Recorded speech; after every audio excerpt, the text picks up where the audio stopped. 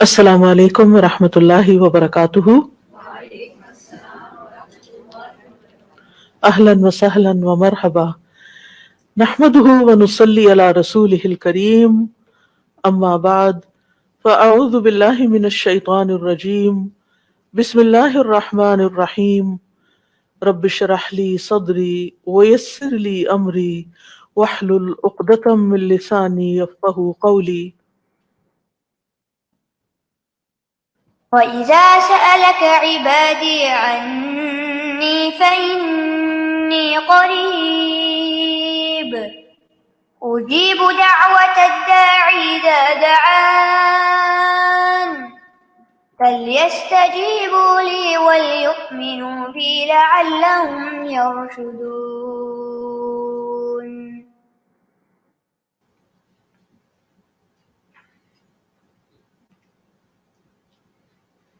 اور جب میرے بندے آپ سے میرے بارے میں سوال کریں تو کہہ دیجئے بے شک میں قریب ہوں، میں پکارنے والے کی پکار کا جواب دیتا ہوں۔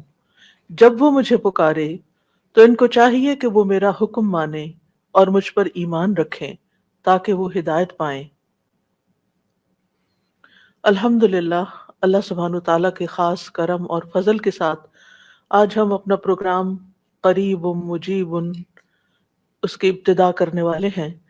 اللہ سبحانہ تعالیٰ سے دعا ہے کہ ہمیں پورے اخلاص کے ساتھ اور احسان کے ساتھ اس کام کو مکمل کرنے کی توفیق دے، اور جو کچھ ہم اس میں سیکھیں اللہ تعالیٰ ہمیں اس پر عمل کرنے کی توفیق عطا فرمائے۔ جو دعائیں ہم مانگیں اللہ تعالیٰ ان کو قبول فرمائے۔ دعا افضل ترین عبادت ہے۔ دعا اللہ سبحانہ تعالیٰ کے قرب کا ذریعہ ہے۔ دعا میں انسان اللہ تعالیٰ سے جب مناجات کرتا ہے تو اپنے دل کے غم، دکھ اور تکلیف کی فریاد کر رہا ہوتا ہے، اپنی محتاجگی اور اپنی بیچارگی کا اظہار کر رہا ہوتا ہے۔ ساری بڑائی اللہ سبحانہ تعالیٰ کے لیے ہے، اور بندہ تو کمزور ہے، بندہ تو محتاج ہے، فقیر ہے، ضرورت مند ہے۔ ہم اپنی زندگی کے ہر مرحلے میں دعاؤں کے محتاج ہوتے ہیں۔ اللہ سبحانہ تعالیٰ سے مانگنا کبھی ختم نہیں ہوتا، ہر حال میں مسلسل جاری رہتا ہے۔ یہ اپنے رب کے ساتھ ایک دلی تعلق کا نام ہوتا ہے۔ اس لیے جب ہم یہ محسوس کرتے ہیں کہ ہمارا رب قریب ہے، ہمارا رب ہمیں جواب دیتا ہے، تو پھر ہمیں زیادہ سے زیادہ دعا کرنے کا شوق پیدا ہوتا ہے ہمارے اندر، اور ہمیں زیادہ سے زیادہ اس بات کی طلب اور تڑپ ہوتی ہے کہ ہم اپنے رب سے خوب خوب مانگیں۔ تو ہمارا رب ہمارے قریب ہے، ہمارا رب ہماری پکار کا جواب دیتا ہے۔ ارشاد باری تعالیٰ ہے،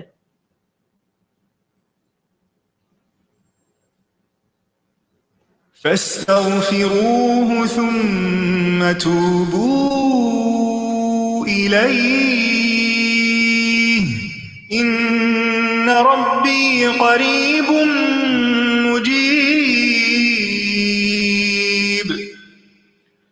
ان ربی قریب مجیب، اس کو پورے احساس کے ساتھ، شوق کے ساتھ، محبت کے ساتھ کہیں، ان ربی قریب مجیب، پورے یقین کے ساتھ، تاکہ آپ کی دعاؤں کے اندر ایک اثر پیدا ہو جائے، دعائیں قبول ہو جائیں۔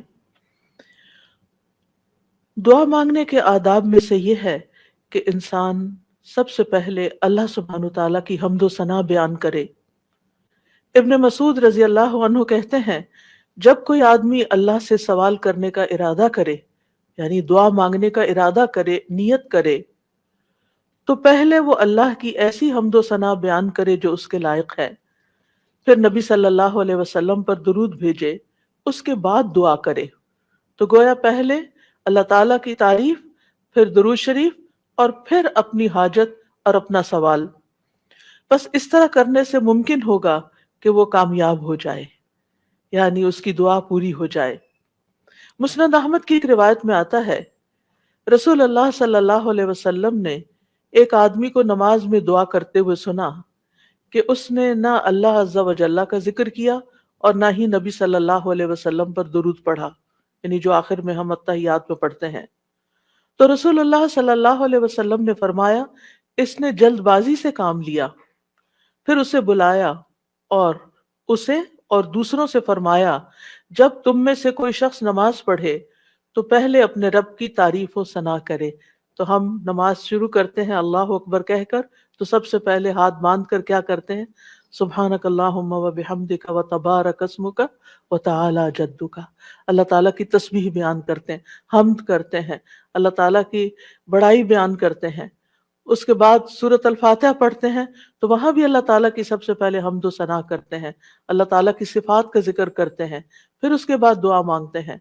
اسی طرح جب ہم نماز کا اختتام کر رہے ہوتے ہیں تو نماز کے اختتام پر بھی ہم اللہ تعالیٰ کی تعریف کے بعد پھر ہم درود شریف پڑھتے ہیں، اور نماز کے بالکل آخری حصے میں پھر جتنی چاہیں دعائیں مانگیں، پھر دعائیں قبول بھی ہوتی ہیں. تو یہ نماز کے اینڈ پر، یعنی پہلے حمد و ثنا، اللہ کا ذکر، تسبیحات جیسے رکوع میں تسبیح، اور پھر رکوع سے اٹھتے ہوئے اللہ تعالیٰ کی تعریف، اور پھر مختلف یعنی ارکان ادا کرتے ہوئے بار بار اللہ اکبر کا کہنا، اور پھر اس کے بعد یہ کہ جب سارے کام پورے ہو جاتے ہیں تو پھر اللہ تعالیٰ سے مانگا جاتا ہے کہ اللہ تعالیٰ تو ہمیں عطا کر. تو جس نے پہلے اپنے رب کی تعریف کی، پھر نبی صلی اللہ علیہ وسلم پر درود پڑھا، اور پھر اس کے بعد دعا کی تو اس کی دعا قبول ہوگی. جہاں تک اللہ سبحانہ تعالیٰ کی تعریف کا، حمد و ثنا کا تعلق ہے، تو اس میں ہم قرآن مجید کی طرف اگر رجوع کریں تو سب سے بہترین ثنا اور دعا اور اللہ تعالیٰ کی تعریف کا آغاز سورۃ الفاتحہ سے ہوتا ہے.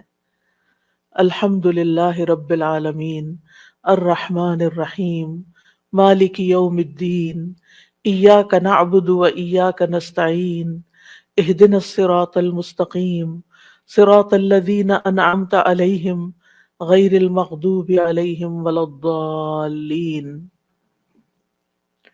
سورۃ الفاتحہ اللہ تعالیٰ کی حمد و ثنا پر مشتمل سورت ہے. رسول اللہ صلی اللہ علیہ وسلم نے فرمایا، اللہ تعالیٰ فرماتے ہیں، اور یہ حدیث قدسی ہے، کہ نماز یعنی سورۃ الفاتحہ میرے اور میرے بندے کے درمیان نصف نصف تقسیم کر دی گئی ہے، اور میرے بندے کے لیے وہ ہے جو وہ مانگے. جب بندہ الحمدللہ رب العالمین کہتا ہے تو اللہ تعالیٰ فرماتے ہیں میرے بندے نے میری حمد بیان کی. تو گویا سورۃ الفاتحہ میں سب سے پہلے ہم کیا کرتے ہیں؟ قرآن مجید کے آغاز میں الحمدللہ کہتے ہیں، تعریف سے بات شروع کرتے ہیں. پھر فرمایا اور جب وہ الرحمن الرحیم کہتا ہے تو اللہ تعالیٰ فرماتا ہے میرے بندے نے میری ثنا کی، یعنی میری تعریف بیان کی.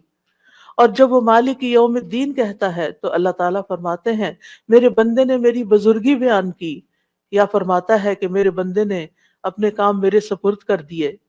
اور جب وہ ایاک نعبد و ایاک نستعین کہتا ہے تو اللہ تعالیٰ فرماتا ہے یہ میرے اور میرے بندے کے درمیان ہے، اور میرے بندے کے لیے وہ ہے جو اس نے مانگا ہے.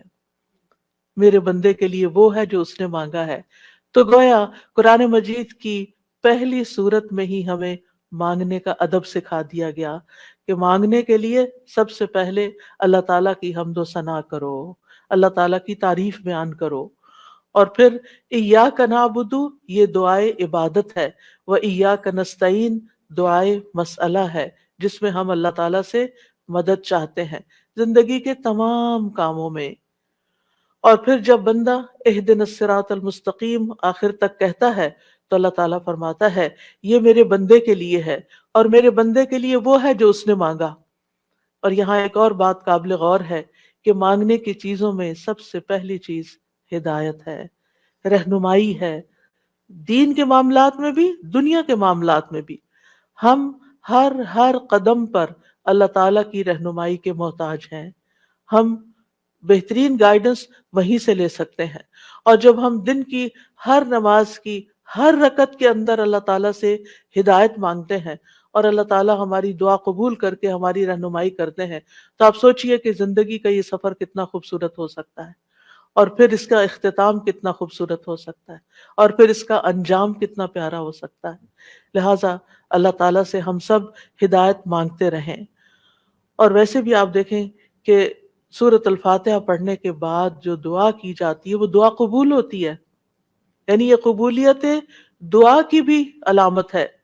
ابن عباس کہتے ہیں کہ اس دوران کہ جبریل علیہ السلام نبی صلی اللہ علیہ وسلم کے پاس بیٹھے ہوئے تھے کہ اچانک انہوں نے اوپر سے ایک آواز سنی، تو آپ نے اپنا سر اٹھایا۔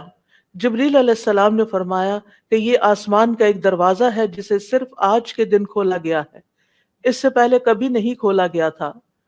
پھر اس سے ایک فرشتہ اترا تو جبریل علیہ السلام نے فرمایا یہ فرشتہ جو زمین کی طرف اترا ہے یہ آج سے پہلے کبھی نہیں اترا۔ پھر اس فرشتے نے سلام کیا اور کہا کہ آپ کو 2 نوروں کی خوشخبری ہے جو آپ کو دیے گئے اور آپ سے پہلے کسی نبی کو نہیں دیے گئے، ایک سورۃ الفاتحہ اور دوسری سورۃ البقرہ کی آخری 2 آیات۔ جب بھی آپ ان دونوں میں سے کوئی بھی دعائیہ جملے پڑھیں گے، یعنی اہدنا الصراط المستقیم اور وہاں پر آمن الرسول کے آخر میں جو دعائیں آتی ہیں، تو آپ کو مانگی ہوئی چیز ضرور عطا کر دی جائے گی۔ تو اس لیے سورۃ الفاتحہ پڑھ کے بھی آپ دعا شروع کر سکتے ہیں، اور اسی طرح آمن الرسول جب پڑھیں اس وقت کی دعائیں بھی توجہ سے، اور اس کے ساتھ مزید دعائیں بھی، یعنی یہ دعا تو ہم مانگیں گے ہی اہدنا الصراط المستقیم۔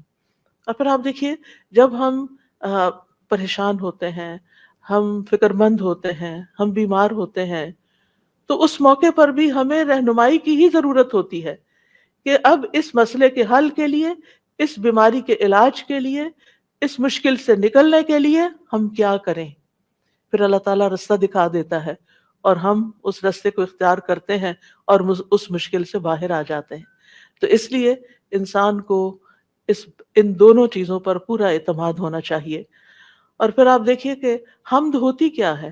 حمد اصل میں اللہ تعالیٰ کی تعریف کے لیے لفظ استعمال ہو رہا ہے یہاں پر، یعنی محبت اور تعظیم کے ساتھ اللہ تعالیٰ کا کامل وصف بیان کرنا، اللہ تعالیٰ کی تعریف بیان کرنا، کیونکہ اللہ تعالیٰ اپنی ذات، اپنی صفات، اپنے افعال، یہ 3 لفظ یاد رکھیے گا، اپنی ذات، اپنی صفات اور اپنے افعال یعنی کاموں میں کامل ہے، پرفیکٹ ہے۔ اس کے علاوہ کوئی اور ایسا نہیں کہ جس کے اندر کمال ہو، یہ کمال صرف اللہ تعالیٰ کے لیے ہے۔ اس لیے تعریف بھی اللہ ہی کی، وَلِلَّهِ الْحَمْدُ رَبِّ السَّمَاوَاتِ وَرَبِّ الْأَرْضِ رَبِّ الْعَالَمِينَ، کہ سب تعریف اللہ ہی کے لیے ہے جو آسمانوں کا رب ہے، زمین کا رب ہے اور سارے جہان والوں کا رب ہے، کیونکہ اسی نے سب کو پیدا کیا، زمین و آسمان اور جو کچھ ان کے بیچ میں ہے۔ اور پھر یہ کہ ہر نعمت جو ہمیں ملی اسی کی طرف سے، سب چیزوں کو پیدا کرنے والا خالق وہ، ہمارا بھی خالق وہ، اور پھر اس کے بعد ہمارا مالک بھی وہ، ہمارا رازق بھی وہ، جو کچھ بھی ہمارے پاس ہے، وما بکم من نعمت فمن اللہ، اسی کی طرف سے ہے۔ اس لیے سب تعریف بھی اسی کی۔ جب سب کچھ دیا اس نے تو پھر شکر بھی اسی کا ادا کرنا چاہیے۔ اور پھر آپ دیکھیے کہ ہدایت کا سبب جو کتاب اللہ ہے وہ بھی اللہ نے ہمیں دی، لہٰذا اس پر بھی اللہ تعالیٰ کی تعریف۔ تو اللہ تعالیٰ نہ صرف یہ کہ دنیا میں بلکہ آخرت میں بھی تعریف کا حقدار ہے۔ الحمد للہ الذی لہ ما فی السماوات وما فی الارض ولہ الحمد فی الآخرہ وہو الحکیم الخبیر۔ سب تعریف اللہ کے لیے ہے جو کچھ آسمانوں میں ہے اور جو کچھ زمین میں ہے سب اسی کا ہے، اور آخرت میں بھی سب تعریف اسی کے لیے ہے، وہی کمال حکمت والا، ہر چیز کی خوب خبر رکھنے والا ہے۔ اور پھر اللہ تعالیٰ کی صفات کا جو ذکر ہے کہ کیوں نہ اس کی تعریف کی جائے، کیونکہ وہ تو مہربان ہے، رحمان اور رحیم ہے، اور اللہ تعالیٰ کی 100 رحمتیں ہیں جن میں سے صرف ایک اس دنیا کے لیے، باقی 99 آخرت کے لیے۔ اس لیے تعریف دنیا میں بھی اللہ کی اور آخرت میں بھی۔ اور پھر مالک یوم الدین بھی وہی ہے کہ جس دن ہمارے اعمال کا فیصلہ ہوگا، اس لیے تعریف اسی کی کہ اس نے یہ فیصلہ اپنے ہاتھ میں رکھا ہے، اور پھر ہم اسی کی عبادت کرتے ہیں۔ جس رب کی اتنی صفات ہوں پھر اس کی عبادت کیوں نہ کی جائے، اور اسی سے ہم مدد چاہتے ہیں، اور سب سے پہلے ہدایت چاہتے ہیں، اور پھر انعام یافتہ لوگوں میں شامل ہونا چاہتے ہیں، ان لوگوں میں نہیں جن پر رب ناراض ہے، اور ان میں بھی نہیں کہ جو بھٹکے ہوئے لوگ ہیں۔ تو سورۃ الفاتحہ میں جہاں دعا کا ادب بیان ہو رہا ہے وہاں اللہ تعالیٰ کی صفات کا بھی ذکر ہے، کیونکہ فَلِلَّهِ الْأَسْمَاءُ الْحُسْنَى فَادْعُوهُ بِهَا، سب اچھے اچھے نام اللہ کے ہیں، لہٰذا ان ناموں کے ساتھ اس کو پکارو، یعنی اس کی صفات بیان کر کے، اس کی تعریف کر کے اس کو پکارو۔ نبی صلی اللہ علیہ وسلم جب صبح کے وقت اٹھتے تھے اور تہجد کی نماز شروع کرتے تھے تو اس وقت سب جو ہاتھ باندھ کر دعا پڑھتے تھے، یعنی اذا قام من اللیل یتہجد قال، اس وقت کیا پڑھتے؟ اللہم لک الحمد، اللہ سب تعریف تیرے ہی لیے ہے، انت قیم السماوات والارض ومن فیہن ولک الحمد لک ملک السماوات والارض ومن فیہن ولک الحمد انت نور السماوات والارض ولک الحمد انت الحق ووعدک الحق ولقاؤک حق وقولک حق والجنت حق والنار حق والنبیون حق ومحمد صلی اللہ علیہ وسلم حق والساعۃ حق۔ اس کے بعد دعا کرتے اللہم لک اسلمت وبک آمنت وعلیک توکلت وإلیک انبت وإلیک خاصمت وإلیک حاکمت فاغفر لی ما قدمت وما اخرت وما اسررت وما اعلنت انت المقدم وانت المؤخر لا الہ الا انت۔ یہ تھا آپ کے دعا مانگنے کا انداز۔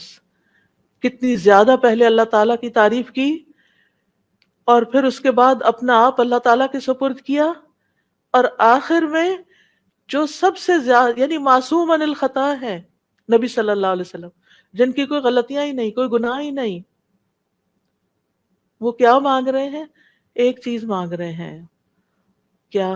فاغفر لی ما قدمت وما اخرت وما اسررت وما اعلنت، اللہ تو مجھے بخش دے، میرے اگلے پچھلے پوشیدہ اور ظاہری گناہوں کو معاف کر دے، تو ہی پہلے تھا اور تو ہی آخر میں ہوگا، تیرے سوا کوئی معبود نہیں۔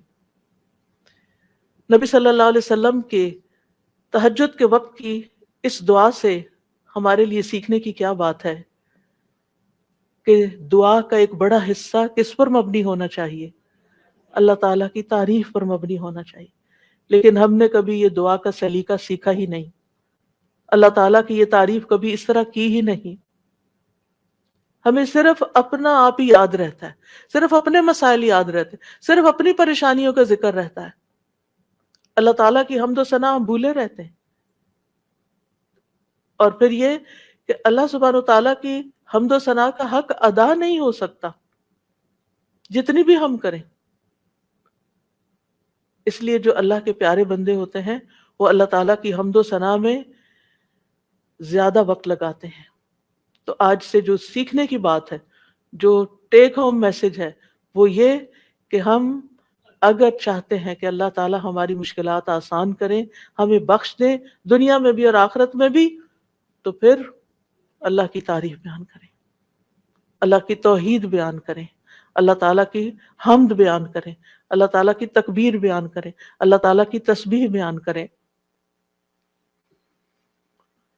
اور پھر ہم دیکھتے ہیں کہ قیامت کے دن اللہ تعالیٰ نبی صلی اللہ علیہ وسلم کو سفارش کرنے سے پہلے اپنی حمد سکھائیں گے۔ یعنی ایک تو دنیا کے دعائیں ہیں نا جو دنیا میں ہم مانگتے ہیں، اور آخرت میں اس بات کی دعا کہ اللہ تعالیٰ آپ حساب کتاب قائم کر دیں، یہ بھی ایک دعا ہوگی نا، یہ سفارش ایک دعا ہے۔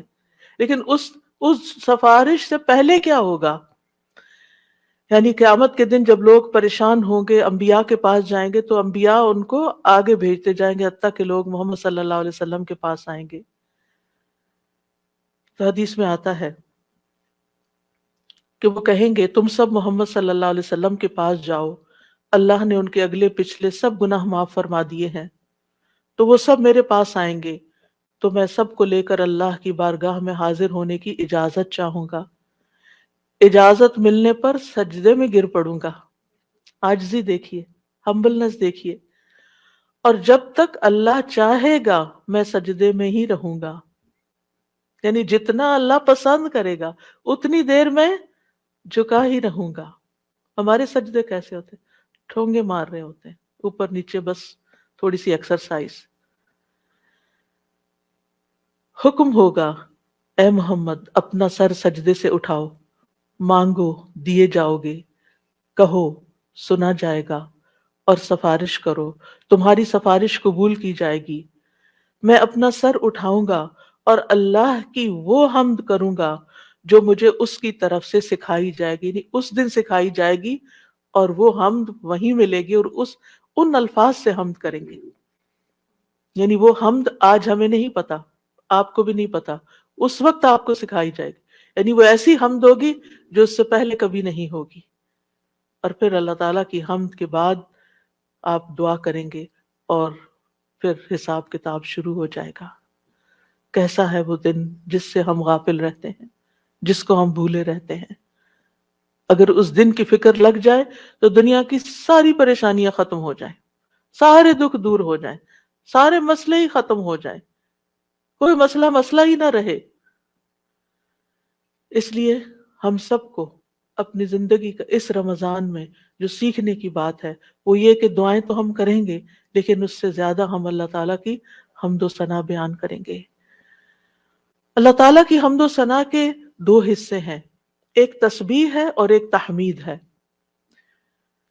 اللہ سبحانہ و تعالیٰ نے اپنی تسبیح اور تحمید دونوں کا حکم دیا ہے. سورۃ الحجر میں آتا ہے فسبح بحمد ربک، یعنی حمد کے ساتھ اور کیا کرو؟ تسبیح کرو. وَقُم مِّنَ السَّاجِدِينَ، اور سجدہ کرنے والوں میں سے ہو جائیں. سورۃ النصر میں آتا ہے فَسَبِّحْ بِحَمْدِ رَبِّكَ وَاسْتَغْفِرْهُ إِنَّهُ كَانَ تَوَّابًا. آپ اپنے رب کی حمد کے ساتھ اس کی تسبیح کیجئے اور اس سے بخشش طلب کیجئے، یقیناً وہ بڑا توبہ قبول کرنے والا ہے. سورۃ الواقعہ میں آتا ہے فَسَبِّحْ بِاسْمِ رَبِّكَ الْعَظِيمِ. سورۃ الاعلیٰ میں آتا ہے سبح اسم ربک الاعلیٰ، یعنی باقاعدہ تسبیح کا حکم دیا گیا ہے. ایک اور جگہ آتا ہے وسبح بحمد ربک بالعشی والابکار، صبح و شام اپنے رب کی حمد کے ساتھ تسبیح کیجیے. اللہ تعالیٰ اہل ایمان کو بھی حکم دیتے ہیں، مجھے اور آپ کو بھی حکم دیتے ہیں یا ایھا الذین آمنوا اذکروا اللہ ذکرا کثیرا وسبحوہ بکرۃ واصیلا. اے ایمان والو اللہ کو بکثرت یاد کرو اور صبح و شام اس کی تسبیح کیا کرو. کیوں؟ اس لیے کہ اللہ سبحانہ تعالیٰ نے خود اپنی تسبیح بیان کی ہے. سبحان الذی اسری بعبدہ لیلا من المسجد الحرام الی المسجد الاقصی. فرشتے اس کی تسبیح بیان کرتے ہیں، یسبحون بحمد ربہم. انبیاء اس کی تسبیح بیان کرتے ہیں، رسول اللہ صلی اللہ علیہ وسلم اللہ تعالیٰ کی تسبیح بیان کرتے تھے. کائنات کی ہر چیز اللہ کی تسبیح بیان کر رہی. وَإِن مِّن شَيْءٍ إِلَّا يُسَبِّحُ بِحَمْدِهِ وَلَٰكِن لَّا تَفْقَهُونَ تَسْبِيحَهُمْ. یہ زمین جس پر ہم بیٹھے ہیں یہ بھی اللہ کی تسبیح کرتی ہے، یہ آسمان جس کو ہم دیکھتے ہیں وہ بھی اللہ کی تسبیح کرتا ہے. ایک ایک ذرہ اللہ کی تسبیح کر رہا، ایک ایک ذرہ. الیکٹرونز اور پروٹونز بھی اللہ کی تسبیح کر رہے ہیں. ہر چیز اللہ کی تسبیح میں ہے، اور اہل ایمان بھی اللہ کی تسبیح کرتے ہیں. پھر ہم تسبیح کیوں نہ کریں؟ کیا چیز ہمیں روکے ہوئے ہے؟ کس وجہ سے ہم تسبیح میں کوتاہی کرتے ہیں؟ ایک اور جگہ پر آتا ہے کہ تسبح لہ السماوات السبع والارض ومن فیہن. ساتوں آسمان اور زمین اس کی تسبیح کرتے ہیں اور جو بھی ان میں ہے. پرندے بھی اللہ کی تسبیح بیان کرتے ہیں، بجلی کی کڑک بھی اللہ کی تسبیح بیان کرتی ہے. داؤد علیہ السلام کے ساتھ پہاڑ اور پرندے بھی تسبیح کیا کرتے تھے، فرشتے بھی تسبیح کرتے ہیں. اور حاملین عرش اللہ سبحانہ تعالیٰ کی ہر وقت تسبیح و تحمید میں لگے رہتے ہیں. الذین یحملون العرش ومن حولہ یسبحون بحمد ربہم. کیا زبردست کام ہے ان کا، جن کو سب سے اعلیٰ ترین ڈیوٹی دی گئی ہے کہ وہ عرش الہی کو اٹھا کے رکھے. وہ فرشتے جو عرش اٹھائے ہوئے ہیں اور جو اس کے ارد گرد ہیں، سب اپنے رب کی حمد کے ساتھ اس کی تسبیح بیان کرتے ہیں. قیامت کے دن بھی وہ ایسا ہی کریں گے. وَتَرَى الْمَلَائِكَةَ حَافِّينَ مِنْ حَوْلِ الْعَرْشِ يُسَبِّحُونَ بِحَمْدِ رَبِّهِمْ. اس دن آپ دیکھیں گے کہ فرشتے عرش کے گرد حلقہ باندھے اپنے رب کی تعریف کے ساتھ تسبیح کر رہے ہیں. اور عبادت کے آغاز میں بھی اور اختتام پر بھی، دن کے آغاز پر بھی اور دن کے اختتام پر بھی ہمیں تسبیح کا حکم ہے. تمام مخلوقات کے رزق کی کنجی ہے تسبیح. اللہ تعالیٰ کے محبوب ترین کلمات ہیں سبحان اللہ والحمد للہ ولا الہ الا اللہ واللہ اکبر. اللہ سبحانہ تعالیٰ کو ہم سے زیادہ کوئی چیز محبوب نہیں. رسول اللہ صلی اللہ علیہ وسلم نے فرمایا ہم سے بڑھ کر کوئی چیز اللہ تعالیٰ کو زیادہ محبوب نہیں. لہذا تسبیح اور حمد دونوں ہی ہونی چاہیے. تسبیح سے تقدیر بھی بدل جاتی ہے. یونس علیہ السلام کو کس بنا پر اتنی بڑی مشکل سے نجات ملی؟ فَلَوْلَا أَنْ كَانَ مِنَ الْمُسَبِّحِينَ لَلَبِثَ فِي بَطْنِهِ إِلَى يَوْمِ يُبْعَثُونَ. اگر یہ بات نہ ہوتی کہ وہ تسبیح کرنے والوں میں سے تھا تو یقیناً وہ اس کے پیٹ میں یعنی مچھلی کے پیٹ میں اس دن تک رہتا جس میں لوگ اٹھائے جائیں گے. یعنی اگر وہ تسبیح نہ کرتے تو اس مشکل سے نجات نہ ملتی. تو بہت سی مشکلات سے نجات کا ذریعہ ہے تسبیح کرنا. اور وہ اپنی تسبیح میں کیا پڑھتے تھے؟ لا الہ الا انت سبحانک انی کنت من الظالمین. یہ تسبیح دل کی گھٹن اور سینے کی تنگی کا علاج بھی ہے. جب حالات مشکل ہو جائیں، دل غم سے بھر جائیں، سینے کے اندر گھٹن محسوس ہونے لگے، کوئی چیز اچھی نہ لگے تو تسبیح شروع کر دیں. لوگوں کی باتیں آپ کو پریشان کریں تو تسبیح شروع کر دیں. وَلَقَدْ نَعْلَمُ أَنَّكَ يَضِيقُ صَدْرُكَ بِمَا يَقُولُونَ فَسَبِّحْ بِحَمْدِ رَبِّكَ وَكُن مِّنَ السَّاجِدِينَ وَاعْبُدْ رَبَّكَ حَتَّى يَأْتِيَكَ الْيَقِينُ.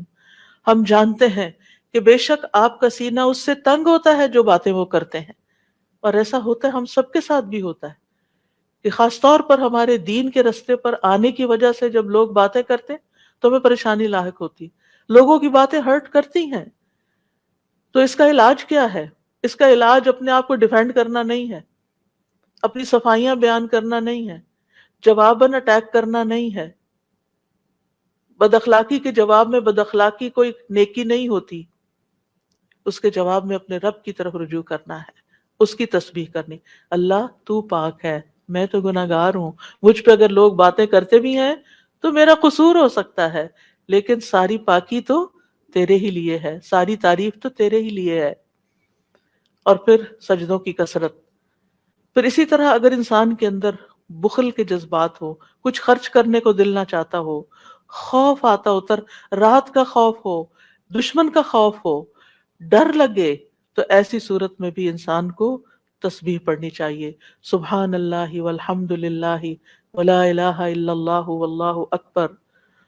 اور ویسے بھی ایک دفعہ سبحان اللہ اور الحمد للہ کہنے سے زمین و آسمان بھر جاتا ہے. اتنا بڑا اجر و ثواب ہے اس کا، یعنی معمولی چیز نہیں ہے. رسول اللہ صلی اللہ علیہ وسلم نے فرمایا اور سبحان اللہ اور الحمد للہ کہنے سے زمین و آسمان کی درمیانی فضا بھر جاتی ہے. گناہ جتنے بھی ہوں تسبیح اور تحمید کہنے سے معاف ہو جاتے ہیں. عرش الہی کے گرد بھی ان کلمات کی بنبناہٹ ہوتی ہے، یعنی وہاں بھی تسبیح پڑھی جاتی ہے. تسبیح پڑھنے والوں کے چہروں پر رونق آ جاتی ہے، حمد سے خیر و برکات نصیب ہوتی ہیں. امام ابن قیم کہتے ہیں جو ہمیشہ تسبیح کرتا ہے اس کے چہرے کے خطوط چمک اٹھتے ہیں، یعنی اس کا چہرہ روشن ہو جاتا ہے. اور جو ہمیشہ حمد پڑھتا ہے اس کے اوپر مسلسل خیرات و برکات اترتی رہتی ہیں.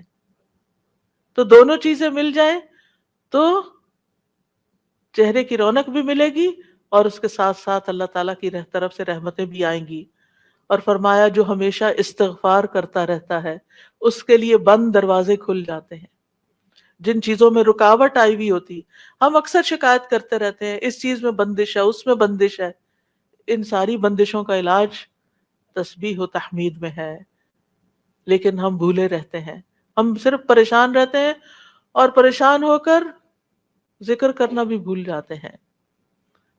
اور یہ تو دنیا کے فائدے ہیں نا، لیکن قیامت کے دن میزان میں یہ کلمات بہت بھاری ہوں گے۔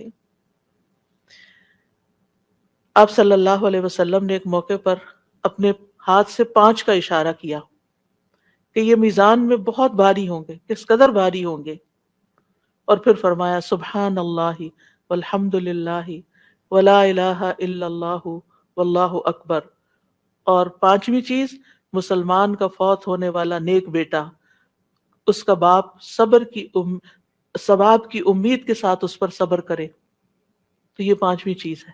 یعنی اگر کسی والد یا والدہ یا والدین دونوں کا جوان بیٹا فوت ہو جائے اور وہ نیک بھی ہو، جس سے یہ توقع ہو کہ ہمارے مرنے کے بعد وہ ہمارے لیے دعائیں کرے گا، لیکن انسان اللہ کی خاطر صبر کر لیتا ہے، تو یہ صبر میزان میں بہت زیادہ وزنی ہو جائے گا، اور قیامت کے دن سب سے زیادہ بہترین بندے وہ ہوں گے جو دنیا میں سب سے زیادہ حمد کرنے والے ہوں گے۔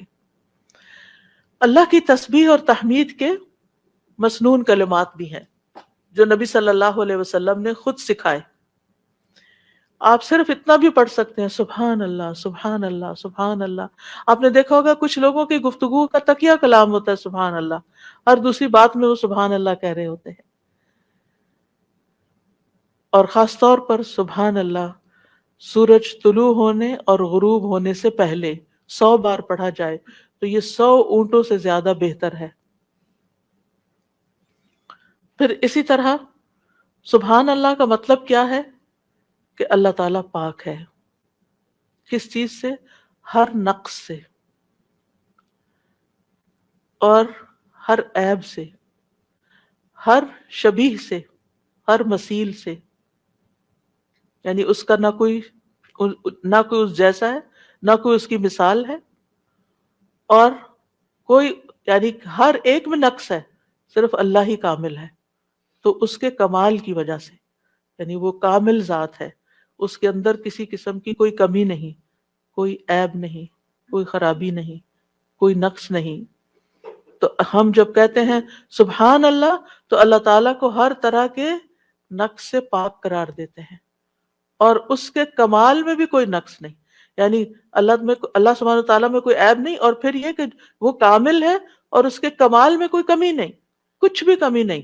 یہ بھی تسبیح کا معنی ہوتا ہے۔ اور پھر یہ کہ اللہ سبحانہ تعالیٰ ہر کمی سے، کوتاہی سے، اور ان سارے جھوٹے خیالات اور گمانوں سے جو لوگ اس کے بارے میں رکھتے ہیں، ان سب سے پاک ہے۔ اور کوئی اللہ سبحانہ تعالیٰ کی طرف ہم کوئی شر بھی منسوب نہیں کرتے، اللہ تعالیٰ ہر طرح کے شر سے بھی پاک ہے۔ تو یہ اللہ تعالیٰ کی بڑائی کا ایک کلمہ ہے۔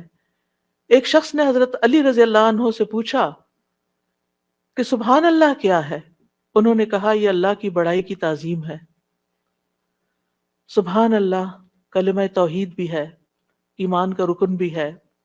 ابن قیم کہتے ہیں تسبیح اللہ سبحانہ تعالیٰ کی ثنا اور تعریف ہے، یہ تعظیم، پاکیزگی اور تنزیہ پر مشتمل ہے۔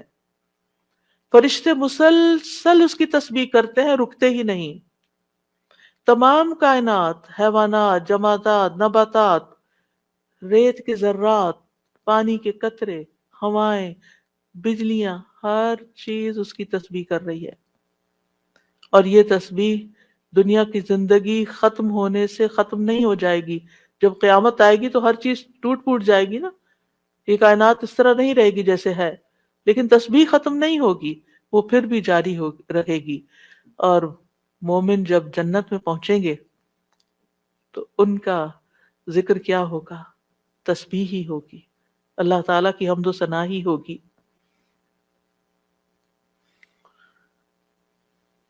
تو نماز بھی اللہ کے لیے ہوتی ہے، دعا بھی اللہ تعالیٰ سے کی جاتی ہے، اسی طرح تسبیح بھی صرف اللہ کی ہوتی ہے۔ آپ کسی انسان کی تسبیح نہیں کر سکتے۔ وہ کہتے ہیں نا تم کس کی تسبیح پڑھ رہے ہو، کسی کی بھی نہیں پڑھنی چاہیے، کیونکہ کوئی پاک ہے ہی نہیں، ہم سب خطا کار ہیں، ہم سب سے غلطیاں ہوتی ہیں۔ تو اس لیے یہ بھی صرف اور صرف خالصتاً اللہ کے لیے۔ اور کلمہ سبحان جو ہے یہ اللہ کے سوا کسی کے لیے نہیں بولا جا سکتا، یہ نام بھی نہیں رکھنا چاہیے بچوں کا۔ اگر کوئی بھول کے رکھ چکا ہے تو اس کو تھوڑا سا آلٹر کر لیں، سبحان رکھ لیں، ٹھیک ہے؟ سبحان نام نہیں رکھتے، یہ نام میں نے سنا تھا کہیں، کسی نے رکھا ہوا تھا. تو سبحان جو ہے یہ یعنی ہر عیب سے پاک یہ کیسے ہو سکتا ہے کوئی؟ صرف یہ تو اللہ تعالیٰ ہی کی صفت ہے. تو اس لیے اللہ تعالیٰ ہی پاک ہے اور اس کے سوا کسی کی پاکی بیان نہیں کی جا سکتی کہ وہ بالکل پاک انسان ہے، پیور ہے. نہیں، سب کے اندر کوئی نہ کوئی کمی بیشی ہوتی ہے. تسبیح کے دوسرے مسنون الفاظ ہیں سبحان اللہ و بحمدہ. اس میں سبحان اللہ کے ساتھ حمد کا بھی ذکر کر دیا گیا. رسول اللہ صلی اللہ علیہ وسلم سے پوچھا گیا کون سا کلام افضل ہے؟ آپ نے فرمایا جو اللہ نے اپنے فرشتوں اور بندوں کے لیے چنا ہے، یعنی سبحان اللہ و بحمدہ. تو بات میں پھر شروع سے جا کے ملاؤں گی کہ یہ خالی تسبیح پہ کوئی لیکچر میں نہیں دے رہی. یہ دعا مانگنے سے پہلے آپ نے جو کلمات ادا کرنے ہیں، جو اذکار کرنے ہیں، جو تسبیحات پڑھنی ہیں، یہ ان کی وضاحت ہو رہی ہے کہ یہ بہترین دعائیں ہیں ایک طرح سے. یعنی اگر آپ صرف اللہ تعالیٰ کی تعریف بیان کرتے رہیں اور کچھ بھی نہ کہیں تو آپ کو وہ ساری خیر مل جائے گی جو آپ چاہتے ہیں اور اس سے بھی زیادہ. دعا مانگنے میں ہم عام طور پر صرف ایک چیز کو دعا سمجھتے ہیں اور وہ یہ ہے کہ اللہ سے کسی چیز کا سوال کرنا. وہ صرف 1% ہے. اللہ تعالیٰ سے دعا کے مختلف طریقے ہیں اور اسی میں سے ایک اس کی حمد و ثنا بیان کرنا، بلکہ کچھ مانگنے سے پہلے تو لازمی طور پر اس کی حمد و ثنا کرنا. تو سبحان اللہ کہنا جو ہے یہ توحید کی انتہا ہے کہ اللہ تعالیٰ کو ان عیوب سے پاک قرار دینا جو اس کے شان کے لائق نہیں. اور پھر یہ کہ کوئی بھی چیز جو اللہ تعالیٰ کی عظمت کے خلاف ہے، کوئی بات، کوئی کام، کوئی اشارہ، کوئی چیز، ان سب کو بھی نگیٹ کرنا. اب اس میں آپ دیکھیں کہ ہم ایک طرف سبحان اللہ کہتے ہیں کہ اللہ تعالیٰ ہر عیب سے پاک ہے، دوسری طرف کہتے ہیں وہ بحمدہ اور اس کی تعریف بیان کرتا ہوں. یعنی ایک میں ہم نگیٹ کرتے ہیں ہر برائی کو، اس سے ہر عیب کو، اور دوسرے میں ہم اس کی صفات بیان کرتے ہیں، اس کی تعریف کرتے ہیں. تو تعریف مکمل ہی تب ہوتی ہے جب آپ تسبیح بھی کریں اور حمد بھی کریں. تو سبحان اللہ کو الحمدللہ کے ساتھ ملا کر پڑھنے کی فضیلت زیادہ ہے. یعنی ویسے تو آپ صرف تسبیح سبحان اللہ سبحان اللہ سبحان اللہ بھی کہہ سکتے ہیں، لیکن یہ عادی بات ہے. لیکن جب آپ کہتے ہیں سبحان اللہ و بحمدہ، تو ابن تیمیہ کہتے ہیں کہ تسبیح تحمید کا ساتھی ہے، یہ ساتھ ہی آنی چاہیے، یعنی تعریف بھی ساتھ ہونی چاہیے. تیسرا ورژن ہے سبحان اللہ و بحمدہ سبحان اللہ العظیم. پاک ہے اللہ اپنی حمد کے ساتھ، پاک ہے اللہ جو بہت عظمت والا ہے. رسول اللہ صلی اللہ علیہ وسلم نے فرمایا 2 کلمے ایسے ہیں جو زبان پر ہلکے ہیں، میزان میں بہت بھاری ہیں اور رحمان کو بہت محبوب ہیں، اور وہ ہیں سبحان اللہ و بحمدہ سبحان اللہ العظیم. اور اس میں بھی ہم دیکھتے ہیں کہ اللہ تعالیٰ کی پاکی بھی بیان ہو رہی ہے، تعریف بھی ہو رہی ہے، اور اس کی عظمت کا بھی بیان ہے.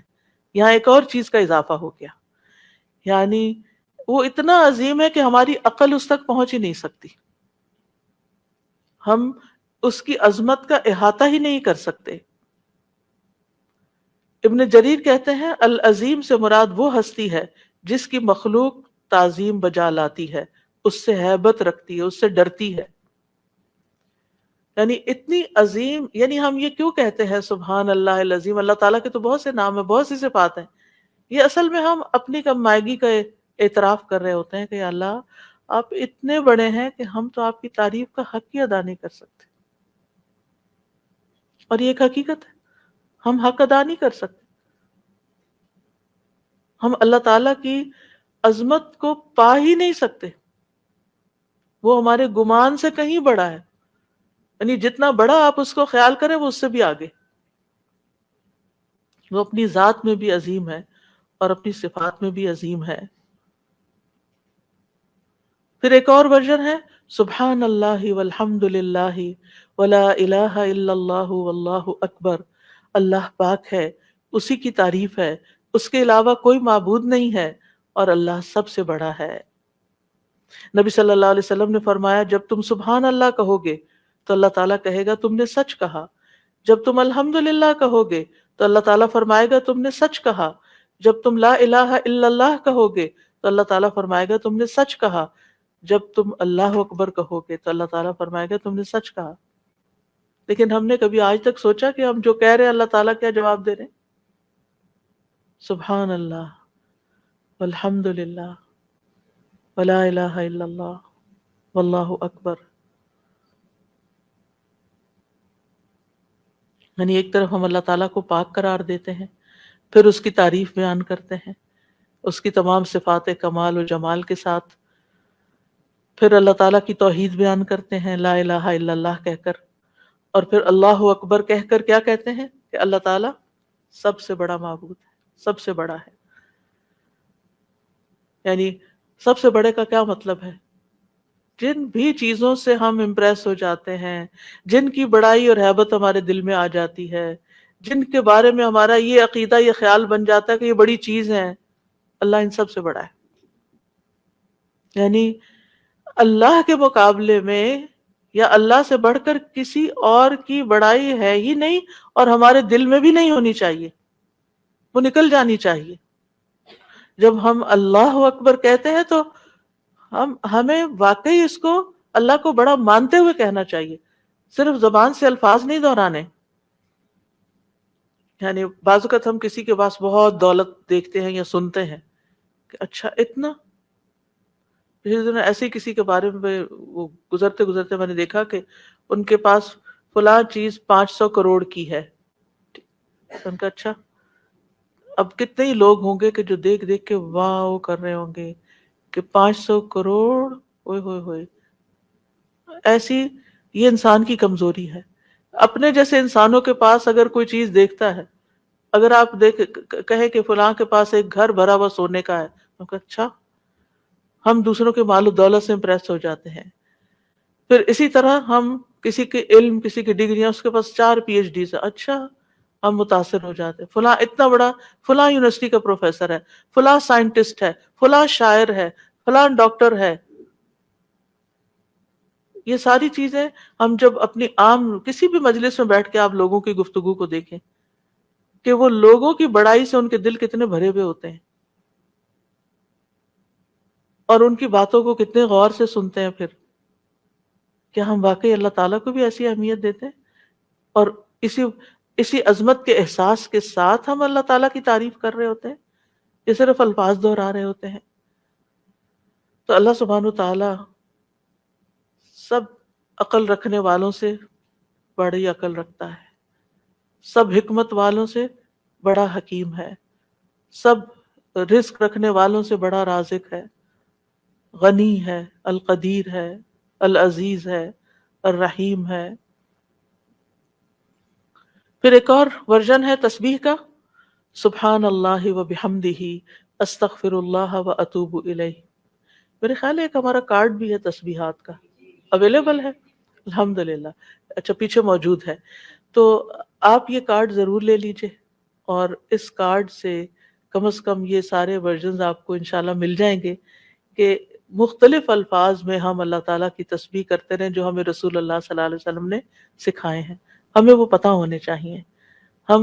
اگر ہمیں یاد نہیں، ہمیں سیکوینس نہیں معلوم، سیکوینس تو ہم نے خود ہی بنایا ہے، یعنی ہم پھر مس کر جاتے ہیں نا جب کوئی چیز رینڈملی پڑھ رہے ہوتے ہیں ادھر ادھر سے، لیکن جب ایک چیز آپ کے سامنے ہوگی تو اس کو بھی اس طرح نہیں پڑھنا کہ بس ایک پنسورے کی طرح بس آپ اس کو ایک وظیفے کی کتاب بنا لیں، اس کو بھی ٹھہر ٹھہر کے پڑھنا ہے، محسوس کر کر کے پڑھنا ہے کہ اللہ واقعی بڑا ہے۔ تو 5واں جو ورژن ہے وہ ہے سبحان اللہ و بحمدہ استغفر اللہ و اتوب الیہ۔ میں اللہ کی پاکیزگی بیان کرتا ہوں، اس کی حمد کے ساتھ میں اللہ سے بخشش کا طلبگار ہوں اور اسی کی طرف رجوع کرتا ہوں۔ حضرت عائشہ کہتی ہیں کہ رسول اللہ صلی اللہ علیہ وسلم کثرت سے یہ فرمایا کرتے تھے، سبحان اللہ و بحمدہ استغفر اللہ و اتوب الیہ۔ حضرت عائشہ کہتی ہے میں نے پوچھا، اے اللہ کے رسول، میں آپ کو دیکھتی ہوں آپ بکثرت یہ پڑھتے رہتے ہیں، تو آپ نے فرمایا میرے رب نے مجھے خبر دی ہے کہ میں جلد ہی اپنی امت میں ایک نشانی دیکھوں گا، اور جب میں اس کو دیکھ لوں تو بکثرت کہوں، یعنی اللہ تعالیٰ کی طرف سے مجھے حکم ملا ہے، وہ نشانی میں دیکھ چکا ہوں۔ اذا جاء نصر اللہ والفتح وَرَأَيْتَ النَّاسَ يَدْخُلُونَ فِي دِينِ اللَّهِ أَفْوَاجًا فَسَبِّحْ بِحَمْدِ رَبِّكَ وَاسْتَغْفِرْهُ۔ اب یہاں ایک اور چیز کا اضافہ ہو گیا، تسبیح بھی، حمد بھی، اور پھر استغفار بھی۔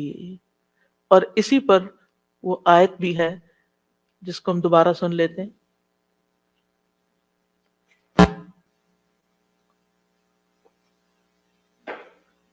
وَإِذَا سَأَلَكَ عِبَادِي عَنِّي فَإِنِّي قَرِيبٌ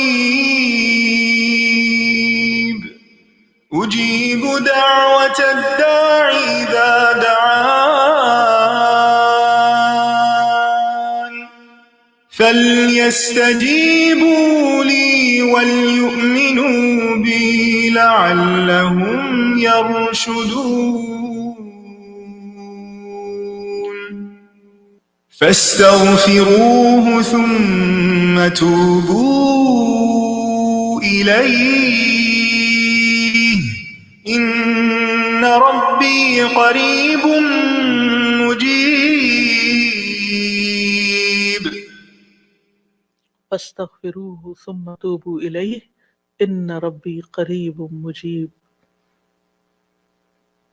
تو اللہ تعالیٰ کی حمد و ثنا کے ساتھ ہمیں استغفار بھی کرنا چاہیے، ساری مشکلات انشاءاللہ آسان ہو جائیں گی۔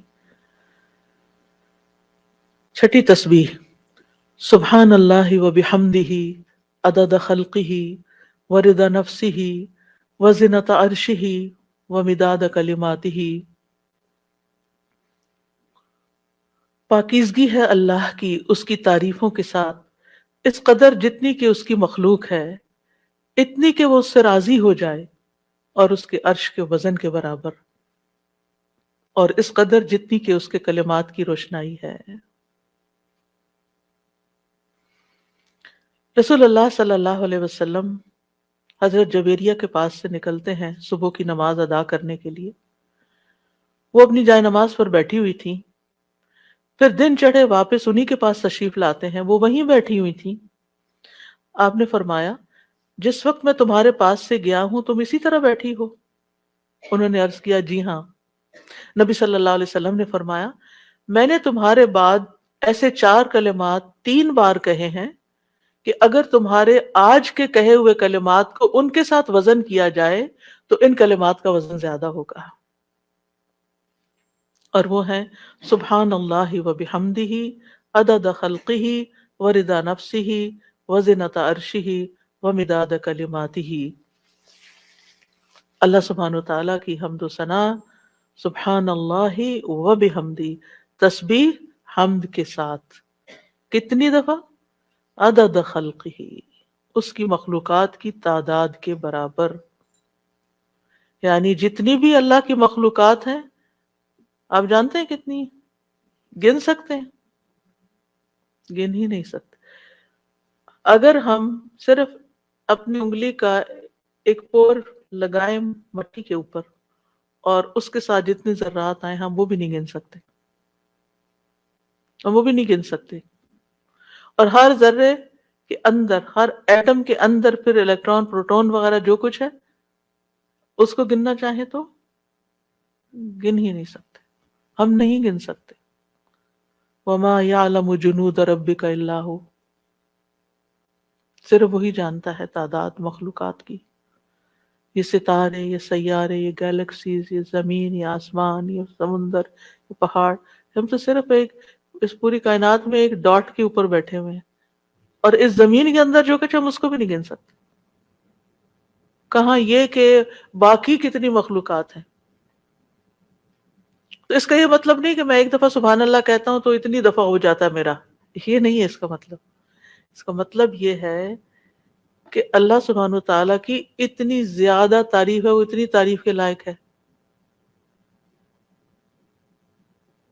یعنی وہ اتنی تعریف ڈیزرو کرتا ہے جتنی مخلوقات کی تعداد ہے۔ اور آپ کو معلوم ہے وَإِن مِّن شَيْءٍ الا یسبح بحمدہ، کوئی چیز ایسی نہیں جو اس کی تسبیح نہ کر رہی ہو.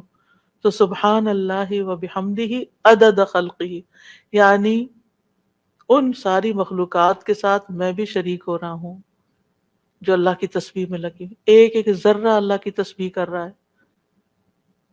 تو اس کے لیے تو نہ کوئی کاؤنٹ ہے نہ نمبر ہے، گن ہی نہیں سکتے. ہمارے پاس کوئی تسبیح ایسی، ہم 100 دانوں کی تسبیح لے کے خوش ہو جاتے ہیں، ہم تسبیح کر رہے ہیں. ایک 100 دفعہ پڑھ لینا، کوئی 100 دفعہ پڑھ لیا، اپنے آپ کو ہی تسلی دے دیتے ہیں. تو آپ دیکھیے کتنی اس کو کیا پرواہ ہماری 100 دفعہ کی، اگر ہم خلوص کے ساتھ نہیں پڑھتے. اس کی تو پوری کائنات اور کائنات کی ہر چیز. آپ ذرا باہر نکلیں آج، اور جب ڈرائیو کر کے جا رہے ہوں تو دائیں بائیں درختوں کو دیکھیں، پتوں کو دیکھیں، چڑیوں کو دیکھیں. آج صبح اتفاق سے پھر سنو پڑنے لگی تو میں ونڈو سے جب دیکھنے لگی تو پہلا خیال مجھے یہ آیا، یا اللہ، اچھی خاصی پڑھ رہی تھی، اتنے یعنی اس کے فلیکس ہیں، یہ سارے تسبیح کرتے ہوئے گر رہے ہیں، سجدے میں پڑھ رہے ہیں، سجدے میں پڑھ رہے ہیں، حکم مانتے چلے جا رہے ہیں، مانتے. اور جب تک اللہ کا حکم ہوگا برسیں گے، اور پھر جب ختم ہو جائے گا بس ختم ہو جائیں گے. اور تھوڑی دیر کے بعد ان کا وجود بھی ختم ہو گیا. ان کی یعنی انہوں نے اپنے حصے کی تسبیح کر لی. جتنی دیر میں پیدا ہوئے تھے، جتنی دیر میں ختم ہوئے، اپنی تسبیح کرتے کرتے گئے، آغاز سے انتہا تک. بارش کے قطرے، ہوائیں، اڑتے پتے،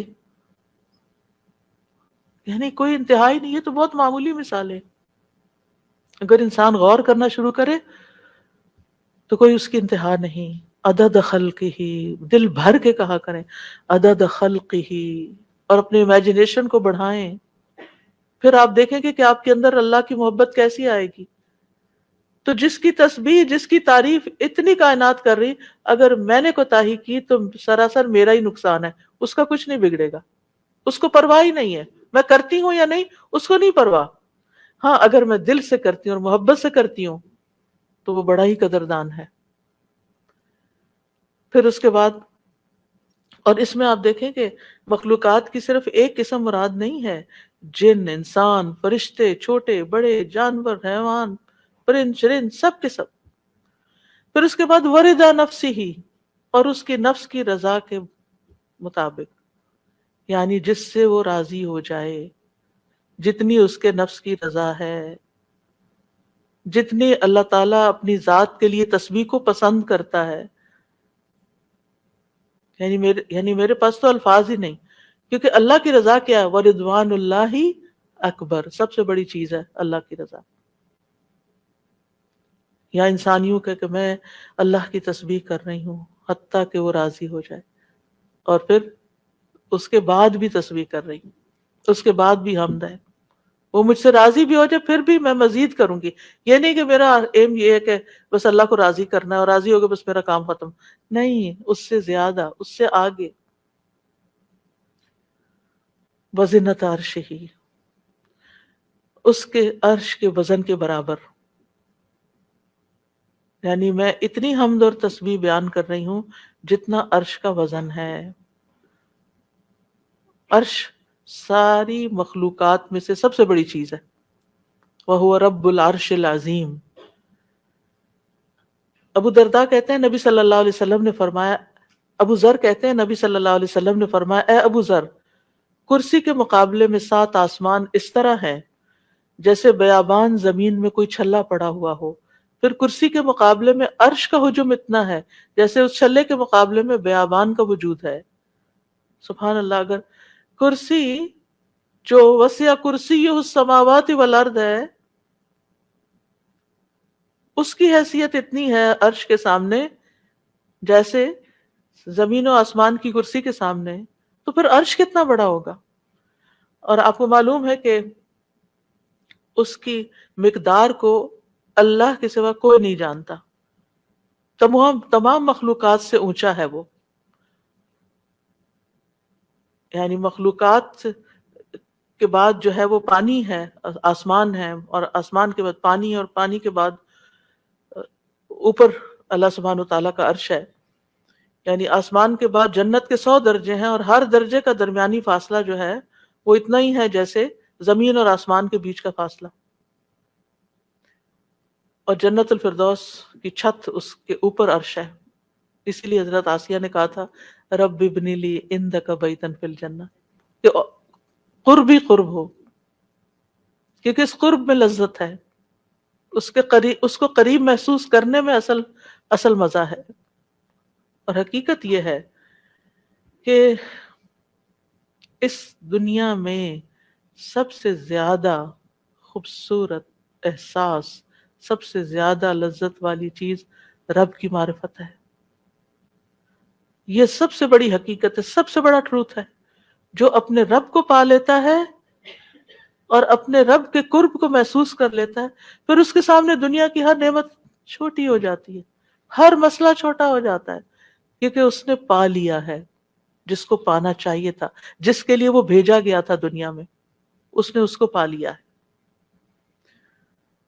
تو بہرحال اللہ تعالیٰ کے عرش کے وزن کے برابر اس کی حمد و ثنا. ومداد کلماتی ہی، کلمات سے مراد اللہ کا وہ کلام ہے جس کے ساتھ اللہ نے اپنے رسولوں کے ساتھ کلام کیا، جو کتابوں کی شکل میں اتارا، جو اس کے لوح محفوظ میں ہے. یہ کلام، اس کی وسعت کیا ہے؟ قرآن مجید میں آتا ہے قُلْ لَوْ كَانَ الْبَحْرُ مِدَادًا لِكَلِمَاتِ رَبِّهِ لَنَفِدَ الْبَحْرُ قَبْلَ أَن تَنْفَدَ كَلِمَاتُ رَبِّهِ وَلَوْ جِئْنَا بِمِثْلِهِ مَدَدًا. کہہ دیجئے اگر سمندر میرے رب کی باتوں کے لیے سیاہی بن جائے تو یقیناً سمندر ختم ہو جائے گا اس سے پہلے کہ میرے رب کی باتیں ختم ہوں، اگرچہ ہم اس کے برابر اور سیاہی لے آئیں. دوسری جگہ پر آتا ہے سبعۃ ابحر، 7 سمندر بھی مزید آ جائیں تو خشک ہو جائیں گے لکھ لکھ کر، لیکن رب کے کلمات ختم نہیں ہوں گے. اس کے برابر اللہ کی تعریف. اور یہاں پر ایک طرح سے بطور مبالغہ سب چیزوں کی مثال دی گئی ہے، ورنہ اللہ کی تعریف تو اس سے بھی زیادہ، اس کا تو کوئی شمار ہی نہیں کر سکتا. پھر ہم اپنی ساری زندگی میں کتنی تسبیح کر رہے ہیں، کیا کر لیا ہم نے؟ کچھ بہت بڑا مارکا مال ہے. پھر کس بات کا غرور، کس بات کا تکبر کہ ہم کیا چیز ہیں، ہم کتنے نیک ہیں. یہ تو خیال آنا بھی نہیں چاہیے. حاملین عرش، جو فرشتے عرش اٹھائے ہوئے ہیں، وہ اللہ تعالیٰ کی تسبیح بیان کرتے ہیں اور کہتے ہیں ما عبدنا کا حق کا عبادتک، ہم نے آپ کی عبادت کا حق ہی ادا نہیں کیا. وہ اللہ کی عظمت کو جانتے ہیں نا، اس لیے کہتے ہیں کہ ہم نے عبادت کا حق ادا نہیں کیا. ہم اللہ تعالیٰ کی عظمت کو نہیں جانتے، ہم اللہ کی معرفت نہیں رکھتے، لہٰذا ہم بڑی تسلی میں ہیں کہ ہم نے تو عبادت کر لی، ہم تو ساری نیکیاں کر لیں، یہ بھی کر لیے، یہ بھی کر لیے، یہ بھی خانے پورے کر لیے. 7ویں حمد، اللہ اکبر کبیرہ والحمد للہ کثیرہ وسبحان اللہ بکرۃ واصیلا. بہت ہی خوبصورت کلمات ہیں. اللہ سب سے بڑا ہے، بہت بڑا، اور تمام تعریف اللہ کے لیے ہے بہت زیادہ، اور تسبیح اللہ ہی کے لیے ہے صبح اور شام. ابن عمر کہتے ہیں ہم رسول اللہ صلی اللہ علیہ وسلم کے ساتھ نماز پڑھ رہے تھے کہ لوگوں میں سے ایک آدمی نے کہا اللہ اکبر کبیرہ والحمد للہ کثیرہ وسبحان اللہ بکرۃ واصیلا. تو رسول اللہ صلی اللہ علیہ وسلم نے فرمایا یہ اس طرح کے کلمات کہنے والا کون ہے؟ تو لوگوں کی جماعت میں سے ایک آدمی نے عرض کیا اللہ کے رسول میں ہوں. آپ نے فرمایا کہ مجھے تعجب ہوا کہ اس کے لیے آسمان کے دروازے کھول دیے گئے، یعنی ان کلمات کے لیے جو اس محبت اور شوق سے اس نے پڑھے. ابن عمر کہتے ہیں میں نے ان کلمات کو پھر کبھی بھی نہیں چھوڑا. افسوس کہ ہمیں زندگی میں بڑی دیر سے پتہ چلا ہے، اور جو ہم نے دعائیں رٹی ہوئی ہیں نا ان کو ہم آٹو پہ لگا کے شروع کر دیتے ہیں اور بھول جاتے ہیں کہ ہم بھی اللہ اکبر کہہ کے سب سے پہلے ہاتھ باندھ کر اللہ کی تکبیر بیان کریں. لیکن انشاءاللہ اگر کوشش جاری رہی تو عادت بھی ہو جائے گی. وہ کہتے ہیں جب سے میں نے رسول اللہ صلی اللہ علیہ وسلم سے یہ بات سنی کہ اس کے لیے آسمان کے دروازے کھول دیے گئے، میں نے اس کو چھوڑا ہی نہیں، اور ہم نے کبھی اس کو پڑھا ہی نہیں. علم ہونے اور نہ ہونے میں بہت بڑا فرق ہے. ہم 2-4 باتیں جان لیتے ہیں تو ہم سمجھتے ہیں ہم نے سب کچھ سیکھ لیا، اور کیا سیکھنا ہے، اس کی ضرورت محسوس نہیں کرتے. تو بہرحال اس میں اللہ تعالیٰ کی بہت زیادہ بڑائی کا اظہار ہے، اس کی تعظیم ہے، اس کی بہت زیادہ تعریف ہے، اور اس کی تسبیح ہے صبح و شام، اور 7ویں تسبیح سبحانک اللہم و بحمدک و تبارک اسمک و تعالی جدک و لا الہ غیرک۔ اے اللہ تو پاک ہے اپنی تعریف کے ساتھ، تیرا نام بڑی برکت والا ہے، تیری بزرگی بلند و برتر ہے، تیرے علاوہ کوئی الہ نہیں۔ رسول اللہ صلی اللہ علیہ وسلم نے فرمایا بے شک اللہ کو سب سے زیادہ محبوب کلام یہ ہے کہ بندہ یوں کہے سبحانک اللہم و بحمدک و تبارک اسمک و تعالی جدک و لا الہ غیرک، اور اس میں اللہ تعالیٰ کے نام کی خیر و برکت کا ذکر بھی ہے، تبارک اسم ربک، تبارک اسمک۔ پھر 8ویں تسبیح سبحان اللہ لا شریک لہ لہ الملک و لہ الحمد وہو علی کل شیء قدیر لا حول ولا قوۃ الا باللہ سبحان اللہ و بحمدہ۔ ابو ذر کہتے ہیں آپ صلی اللہ علیہ وسلم نے فرمایا اللہ کے نزدیک محبوب ترین کلام یہ ہے۔ 9ویں تسبیح اللہم لک الحمد کلہ و الیک یرجع الامر کلہ، اے اللہ تیرے ہی لیے سب تعریف ہے اور تیری ہی طرف سب کام لوٹتے ہیں۔ ایک اعرابی نے کہا کہ مجھے کوئی دعا سکھا دے جس سے مجھے فائدہ پہنچے، تو آپ نے اس کو یہ دعا سکھا دی اللہم لک الحمد کلہ، ساری ہی تعریف تیرے لیے، وَإِلَيْكَ يَرْجُ الْأَمْرُ كُلُّ، سارے معاملات تیرے ہی حضور پیش ہوتے ہیں۔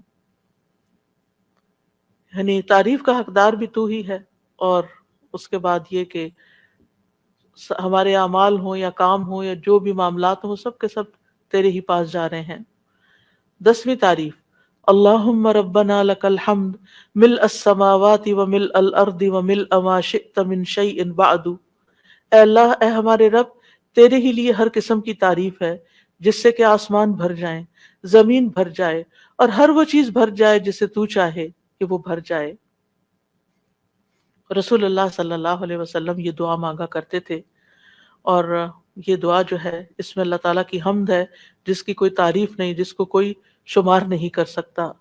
اور پھر سبحان اللہ عدد ما خلق، آپ سب بھی پڑھیے میرے پیچھے، سبحان اللہ عدد ما خلق، سبحان اللہ ملء ما خلق، سبحان اللہ عدد ما فی الارض والسماء، سبحان اللہ ملء ما فی السماء والارض، سبحان اللہ ملء ما خلق، سبحان اللہ عدد ما احصا کتابہ، وسبحان اللہ ملء کل شیء۔ میں اللہ کی پاکیزگی بیان کرتا ہوں ان چیزوں کی گنتی کے برابر جو زمین و آسمان میں ہیں، میں اللہ کی اتنی پاکیزگی بیان کرتا ہوں جس سے وہ چیزیں بھر جائیں جو آسمان و زمین میں ہیں۔ کیا کہا؟ اتنی پاکیزگی بیان کرتا ہوں کہ جس سے ہر وہ چیز بھر جائے جو آسمان اور زمین میں ہے۔ اتنی بھر بھر کے میں تعریف کر رہا ہوں اللہ کی۔ میں اللہ کی پاکیزگی بیان کرتا ہوں جس سے اس کی مخلوقات بھر جائیں۔ میں اللہ کی پاکیزگی بیان کرتا ہوں ان چیزوں کی گنتی کے برابر جن کو اس نے اپنی کتاب میں شمار کیا، یعنی لوح محفوظ میں، اور میں اللہ کی اتنی پاکیزگی بیان کرتا ہوں جس سے ہر چیز بھر جائے۔ اور یہ خوبصورت ترین دعا ہے اللہ تعالیٰ کی تعریف کی۔ 12ویں تعریف ہے یا بدیع السماوات یا حی یا قیوم انی اسألک، اے آسمانوں کو پیدا کرنے والے، اے زندہ اور قائم رہنے والے، بے شک میں تجھ سے سوال کرتا ہوں۔ اب سوال پہ آ رہے ہیں کہ میں تجھی سے مانگتا ہوں، یعنی جس نے ہر چیز کو پیدا کیا، آسمانوں اور زمین کو نئے سرے سے پیدا کیا، وہ کچھ بھی کر سکتا ہے، اس کے لیے کوئی چیز بھی مشکل نہیں۔ اور پھر اس میں اللہ تعالیٰ کے اور ناموں کا بھی واسطہ ہے، الحی القیوم کا بھی۔ 13ویں تعریف اللہم انی اسألک انی اشہد انک انت اللہ لا الہ الا انت الاحد الصمد الذی لم یلد ولم یولد ولم یکن لہ کفوا احد، اے اللہ بے شک میں تجھ سے سوال کرتا ہوں، بے شک میں گواہی دیتا ہوں کہ یقیناً تو ہی اللہ ہے، تیرے سوا کوئی الہ نہیں، تو ایک ہے، بے نیاز ہے، ایسی ذات ہے جس نے کسی کو جنم نہیں دیا اور نہ ہی تو جنم دیا گیا ہے، اور نہ ہی اس کا کوئی ہمسر ہے، اور نہ ہی وہ جنم دیا گیا اور نہ ہی اس کا کوئی ہمسر ہے۔ یہ وہ کلمات ہیں کہ جن کے بارے میں آپ صلی اللہ علیہ وسلم نے فرمایا تم نے اللہ سے اس کا وہ نام لے کر مانگا ہے کہ جب اس کے اس نام کے ساتھ سوال کیا جاتا ہے تو وہ عطا کرتا ہے، یعنی وہ دیتا ہے تمہیں، اور جب اس کے ساتھ دعا کی جاتی ہے تو قبول فرماتا ہے۔ اور پھر 14ویں تعریف اللہم انی اسألک بأن لک الحمد لا الہ الا انت وحدک لا شریک لک المنان بدیع السماوات والارض ذی الجلال والاکرام۔ اے اللہ میں تجھ سے مانگتا ہوں، یعنی پہلے تعریف کر لی ساری، پھر آخر میں سوال کر لیا، اللہ تجھ سے مانگتا ہوں اس وسیلے سے کہ ساری ہم تیرے لیے ہے، تیرے سوا کوئی اور معبود نہیں، تو اکیلا ہے، تیرا کوئی شریک نہیں، اے بہت زیادہ احسان کرنے والے اور آسمانوں اور زمین کو پیدا کرنے والے، جلال اور اکرام والے۔ نبی صلی اللہ علیہ وسلم نے ایک بار ایک آدمی کو اس طرح دعا کرتے ہوئے دیکھا تو آپ نے فرمایا یقیناً تو نے اللہ سے اس کے اسم اعظم کے ذریعے دعا مانگی ہے، جب اس کے ذریعے دعا مانگی جائے تو اللہ اسے ضرور قبول کرتا ہے، اور جب اس کے ذریعے سوال کیا جائے تو ضرور عطا کرتا ہے۔ تو دعا کرنے سے پہلے حمد و ثنا کرنی چاہیے، چونکہ آج جمعہ ہے اور ہمیں جلدی مکمل کرنا ہے، تو درود کا پارٹ پھر انشاءاللہ ہم کل کریں گے۔ اور اس میں یہ ہے کہ جمعہ کا دن ہے، آج آپ درود ویسے ہی پڑھتے رہیے، کل ہم اس کی فضیلت پڑھیں گے اور پھر اس کے بعد نیکسٹ ہم شروع کریں گے۔ سبحانک اللہم و بحمدک اشہد ان لا الہ الا انت استغفرک و اتوب الیک، یہ بھی ایک تسبیح ہے۔ السلام علیکم ورحمۃ اللہ وبرکاتہ۔ اللهم صل على محمد وعلى آل محمد كما صليت على إبراهيم وعلى آل إبراهيم إنك حميد مجيد۔ اللهم بارك على محمد وعلى آل محمد كما باركت على إبراهيم وعلى آل إبراهيم إنك حميد مجيد۔